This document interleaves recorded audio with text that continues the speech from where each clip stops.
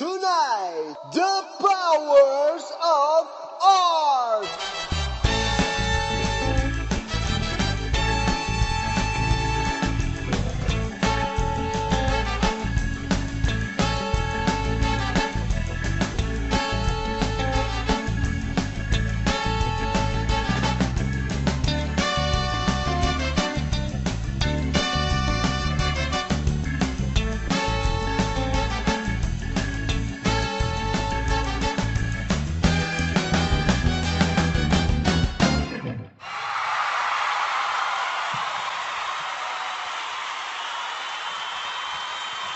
And now with you, Madoom! Welcome back, ladies and gentlemen. I've been looking forward to this third meeting, to this third encounter, to the third episode of The Powers of Art. Now, we've traveled many paths together. We've discovered many fascinating facts, and we've taken more than a few risks. And we've come through, perhaps none the wiser, but with eyes wider. The path towards power, be it through ritual, meditation, art, or mere fantasy, is not an easy one to maintain. Most lose heart because of its trials and tribulations. Many lose interest because of its tedious ceremonies and formalities, and still some go astray because of the many distractions a modern life has to offer. But you, my dear audience, you are to be congratulated. Because here we are once again, live from the Alex TV studios in Berlin, together. Together we will brave the world of art and obscurity. Together we will confront the mysteries of performance and the paranormal. Together we will swim the murky waters of live encounters. Together we will discover the power of art. I welcome in the studio today the performer Linnards Kulis, originally from Latvia, and Seppo Jacko from Finland. I'm Madame Madoom, and I'm so glad you've joined me today. Recently I had a vision of the sea with a long and varied cultural landscape along its coast. As a professional psychic, it is my duty not only to observe and announce my visions, but to take heed of these visions and find the messages which may be hidden within them. This vision took me to the Baltic Sea, from the Nordkap of Norway to the port of St. Petersburg, Russia. And although I had no logical sense of why I should be traveling in these areas during my journey, I suspected it had something to do with the roots of performance art and the pagan societies which once inhabited Scandinavia and the Baltic coast.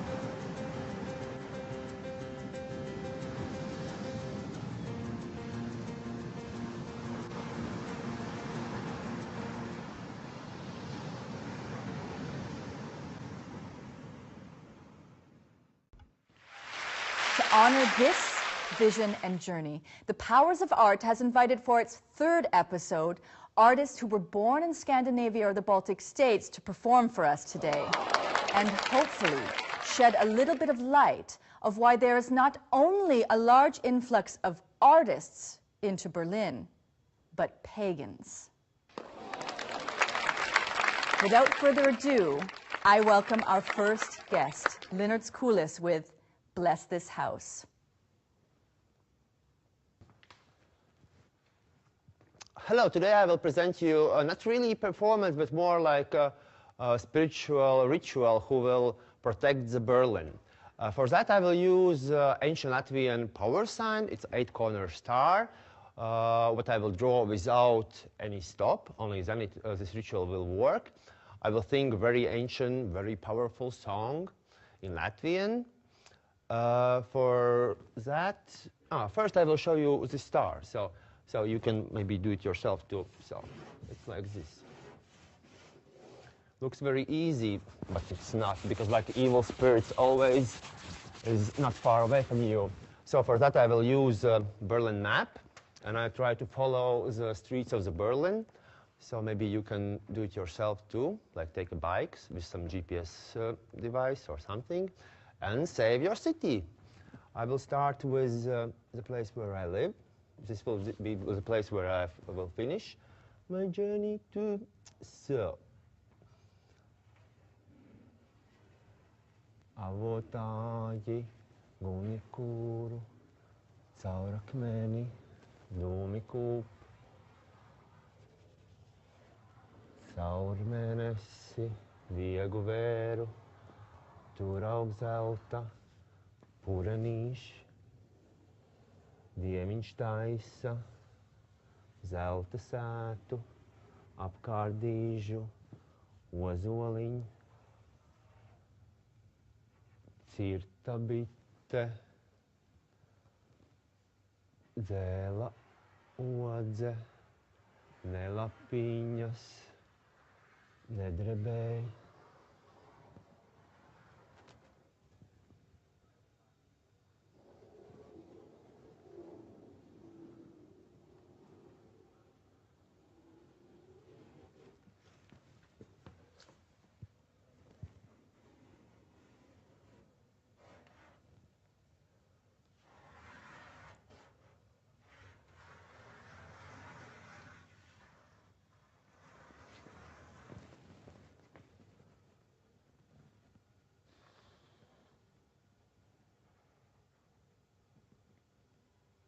No.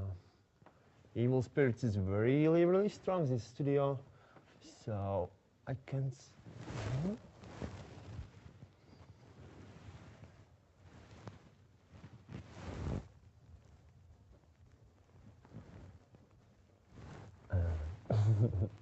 if I will take hand off, it doesn't. I think.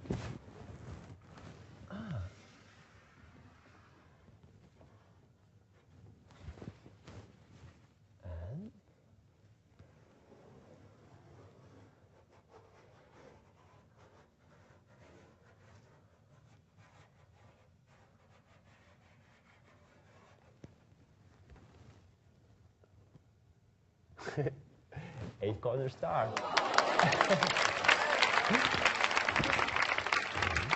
2, 3, 4, 5, 6, 7, 8. Yeah! Very good space.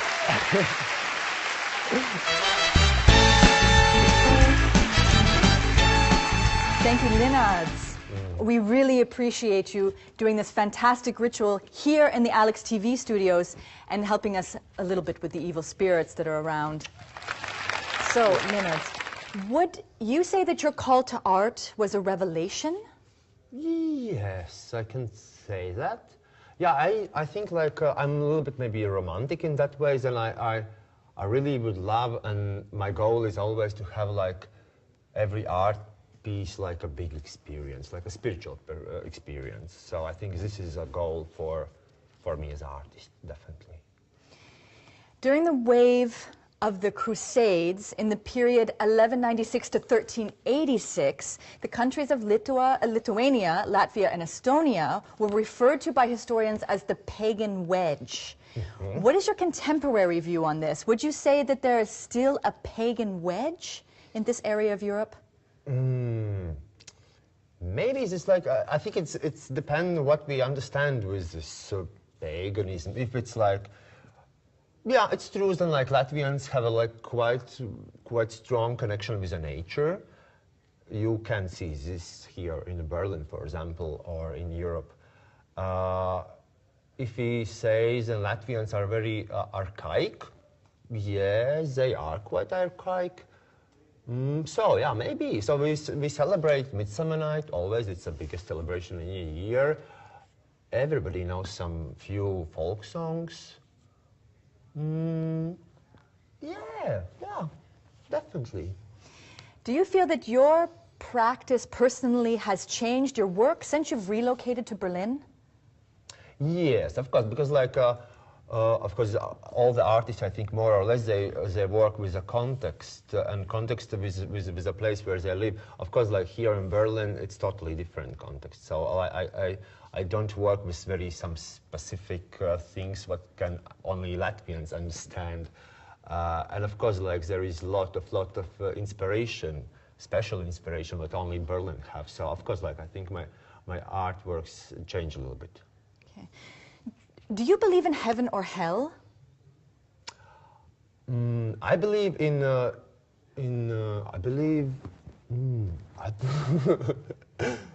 yeah, I believe in infinity. So definitely, I think there is a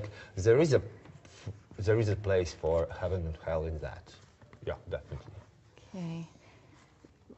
A common feature between the numerous definitions of paganism is the presence of either many gods or no gods. During the time of the Crusades, in order to salvage their pagan ways, individuals had to internalize their images and rituals in order not to be revealed as heretics.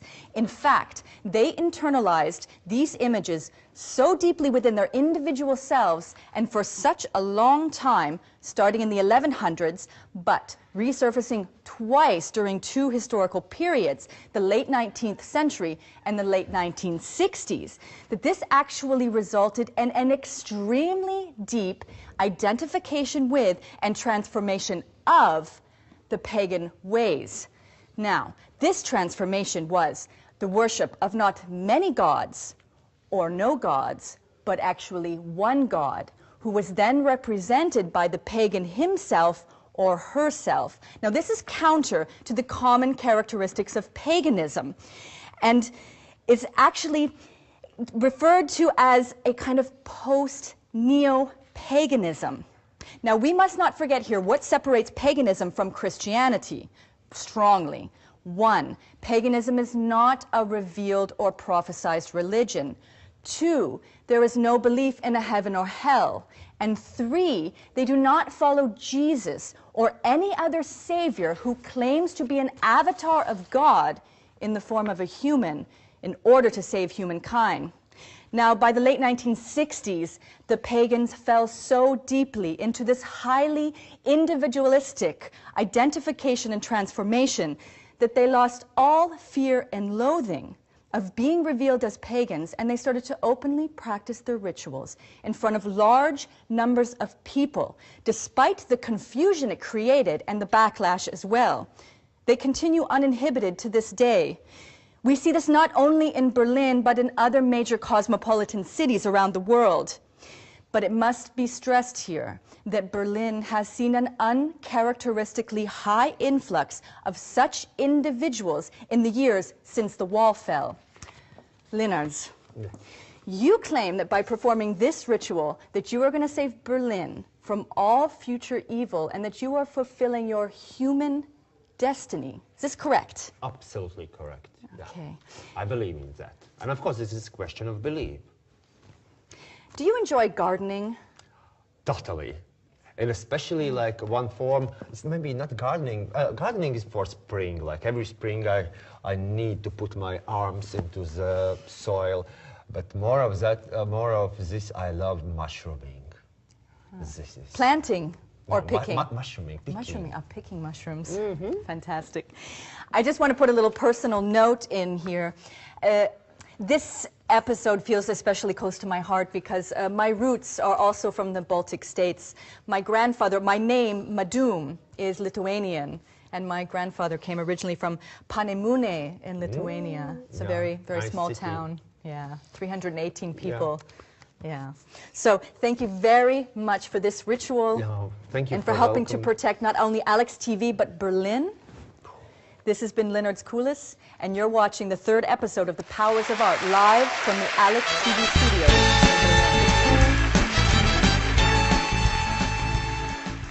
Pagans from all over the Baltic coast are flooding to Berlin. It is a colorful yet complex scene that is showing no signs of ending. This multitude of national paganistic communities has turned Berlin into a city with no prevalent paganistic genre. From techno-pagans to nature pagans to postmodern reconstructionist pagans, you can find them all. But you can see that they don't all come from the same region. But one common trait between them is a belief that Berlin is somehow the center of this worship. It is what is referred to as a totem city. This is what is mainly drawing them from their hiding places in their northern homelands and giving them the strength to pursue the journey to Berlin and try to settle here, or at least to make the journey and say, I was there. Berlin provides them with a space to openly practice without the fear or risk of stigmatization, which is often the case back home. According to one source, it was the Scandinavians who first arrived and then the others followed. 1/3 of all Danish pagans, for example, are living in Berlin.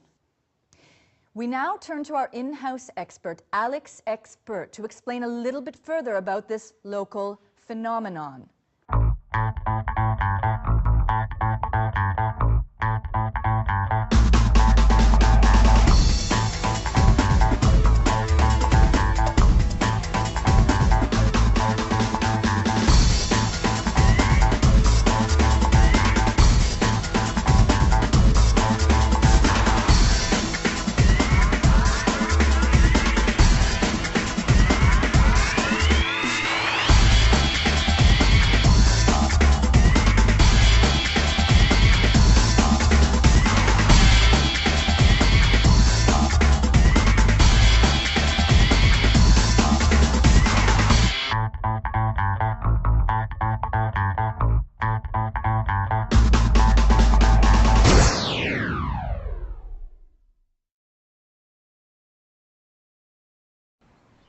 Pagans, arriving in Berlin by the droves. But where is their gateway? Legend has it they're using a long-forgotten, secret network of underground tunnels. Well, there comes a time when an expert has to put down his books, put on his hiking boots, and find out for himself. After days and days of wandering, it appears that I finally found the right place.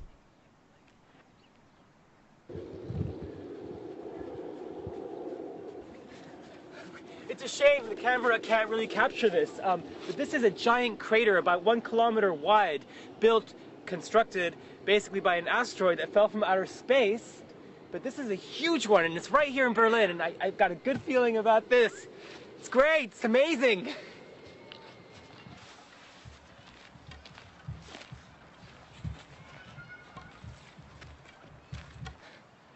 Amazing, amazing. We're just looking at how they found some of the tunnels, and they're covering them up as we speak. This is pretty amazing. This is clearly pagan work. You can tell because you've got a very, very good balance between the masculine and the feminine features. Here, this is very masculine because it sticks out. You've got this sticking out, that's masculine. And here, these parts that go in, like the eyes, that's feminine. Anything that goes in is like a cave, is feminine in pagan cultures.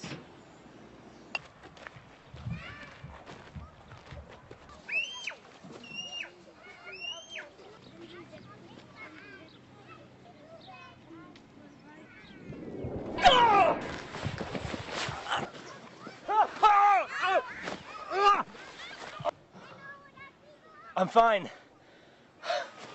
You know, I've been looking for these tunnels for weeks now. And now that I've found it, I cannot believe that I have not thought about all the power that these tunnels have. It just threw me. Let's go take a closer look. This is just the entrance to a network of tunnels that have been built from countries like Lithuania, Estonia, Finland, Sweden, Denmark. Traditionally, these were the countries where the Baltic pagans had their last strongholds. It was in the 1300s. Already the rest of Europe was totally Christian. And the Pope was looking at these Baltic states and saying, look at those pagans over there. He sent the Teutonic Knights, the German knights over there, to Christianize them. Well, they did a pretty good job, but a lot of the people for hundreds of years kept practicing their pagan religions. And now today, what we've got going on is this mass exodus of pagans from these countries coming right here to Berlin. And here we have a tunnel in the middle of Görlitz Park where there was an asteroid. I mean, this is a real power center. We're not going anywhere. I'm going to stay here until we see some action. Can't stay awake 24 hours, so we're going to just set up a little something. Pretty loud. I don't want to miss this. It's a good spot.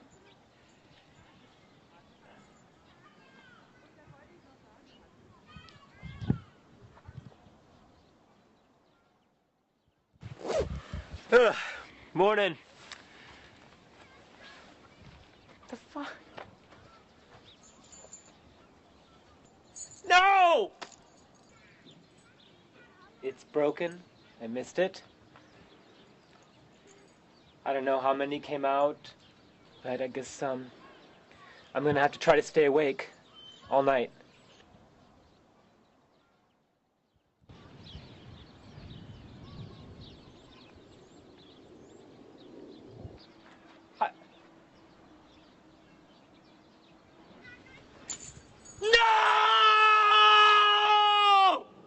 I'm trying to get in the spirit of things and get closer to the pagans, drinking from the sacred oak leaf, just drinking the water out of it.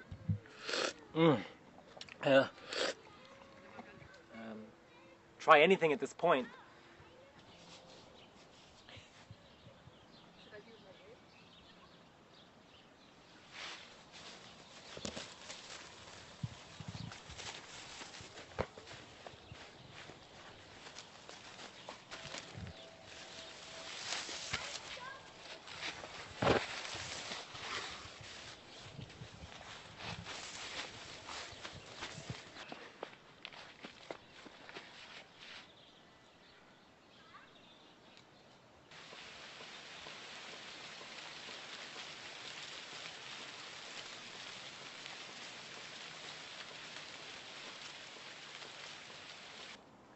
All right, I mean, we've had a few days here, and I've noticed some things. Distance between star Ursula and 3/4 moon, compared with yesterday, it appears that the star is approaching the moon.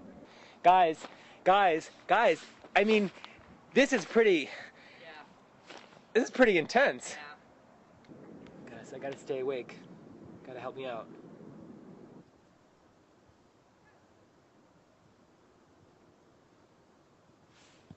Wow. What a dream.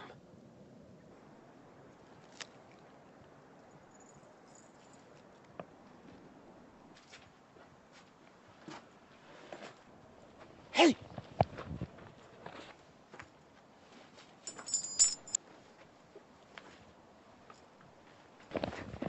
Hey!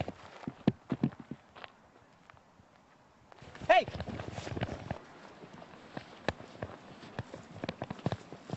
Wait, please, just wait! I understand why you're coming here, and I just want to ask you some questions. I'm not gonna...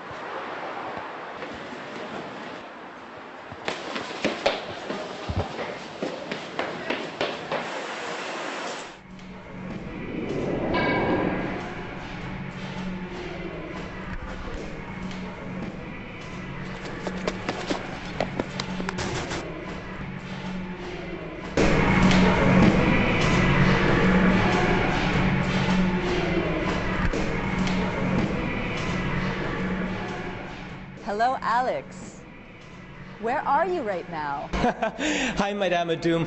Well, after that wild goose chase, I lost the pagan, unfortunately, but she did lead me to the right place. I saw that this place had free Wi-Fi available, and where there's free Wi-Fi, there tends to be a lot of pagans that congregate, and that's just what I found here.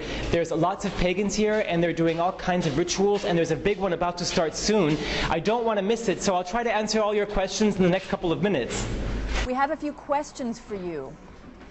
What are some other factors besides Berlin's totem city status that is leading pagans to Berlin? Pagans do come to Berlin mostly because it's a totem city and its energy is very, very strong and felt all over the world. But there are other incentives. For example, pagans do want to start large families, and in Germany they have Kinderschutz and they have Kindergeld and Mutterschutz, and these are huge incentives for pagans to come and feel free to start large families. How can one recognize a pagan? You tend to see pagans in cemeteries, planting trees, usually in urban areas. They tend to give their children mythological names. And you often find them also imitating animals, usually after a few drinks, but they do it very well. Well, what are they actually doing once they get here? What they're doing when they get here is usually congregating together and trying to enrich each other's lives. They do this by sharing food and also sharing their own personal rituals and public displays. More importantly, they're discussing amongst each other what the effect of their own personal rituals have on the community at large and also outside the community. Could you clarify for our viewers a little bit more of these categories of paganism? There are many, many categories of pagans, and there's a lot to clarify. I would encourage the listeners to read my book, Pagans Yesterday, Today, and Tomorrow. But in a very easy way to understand the different types of pagans is to just think as either neo-pagans or Reconstructionist pagans. The Reconstructionist pagans, they are sort of the more conservative pagans. They kind of look back at the original traditions of one particular mythology, for example, the Aztec mythology or the Norse mythology or the ancient Greek mythology, and they look at the original texts, and they use rather scholarly and scientific methods to try to discover the original intention behind the rituals and the religious practice. Now, the neo-pagans, they're a lot more relaxed about this sort of thing. They tend to borrow and synthesize different traditions from all over the world and create new forms of paganism, such as the Wiccans or the neo-druids or the techno-pagans or the radical fairies, one of my favorites.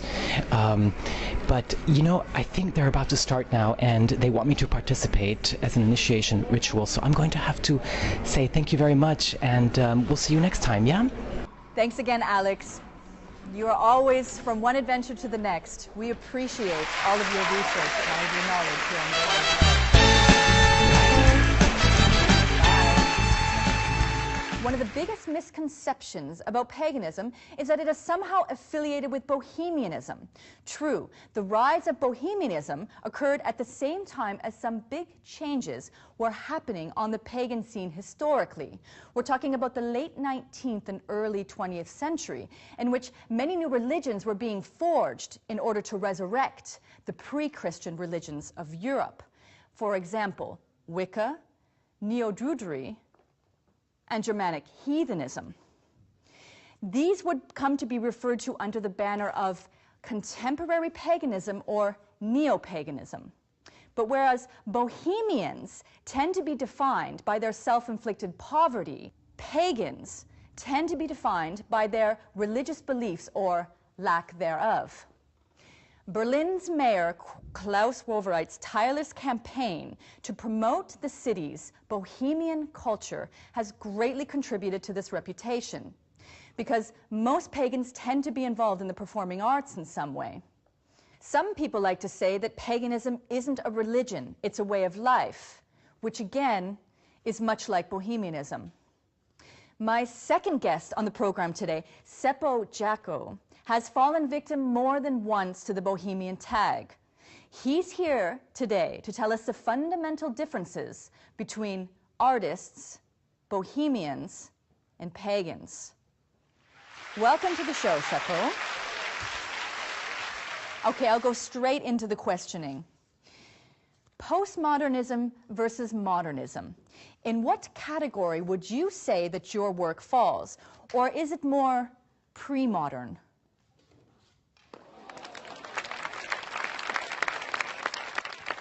Would you say that you inhabit all of these traits?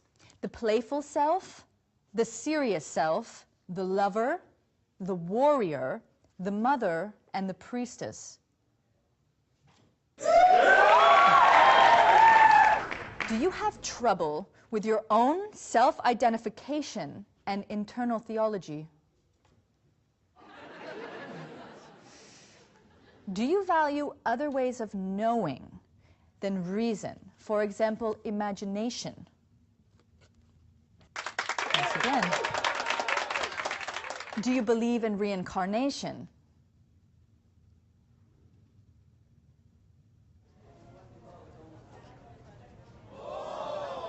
No. Are you familiar with the Celtic, Greco-Roman, Native American, ancient Egyptian, Norse, Kabbalah, shaman, and Druid traditions? Yes. Do you view modern social evils as due in part to the patriarchal paradigm?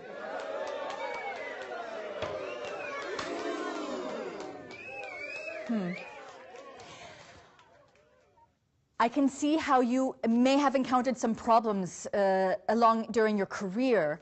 It seems that you have some fundamental qualities that belong to artists, bohemians, and pagans of all categories.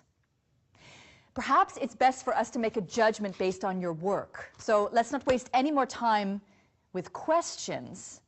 Here is Seppo Jaakko live on The Powers of Art, brought to you by Alex TV in Berlin.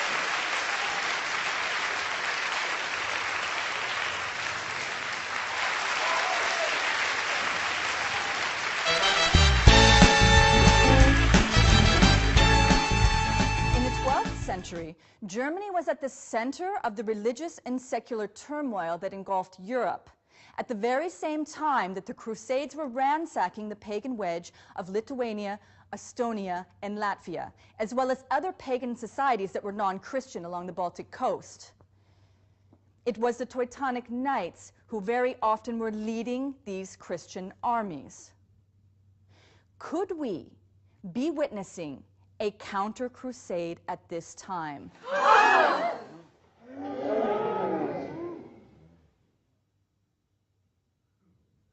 Are the invading pagan armies simply following this journey in reverse to the originating home of the Teutonic Knights, where we all reluctantly and slowly fall prey to their hunger for land? Will we too start to name our children Gandalf and Saga?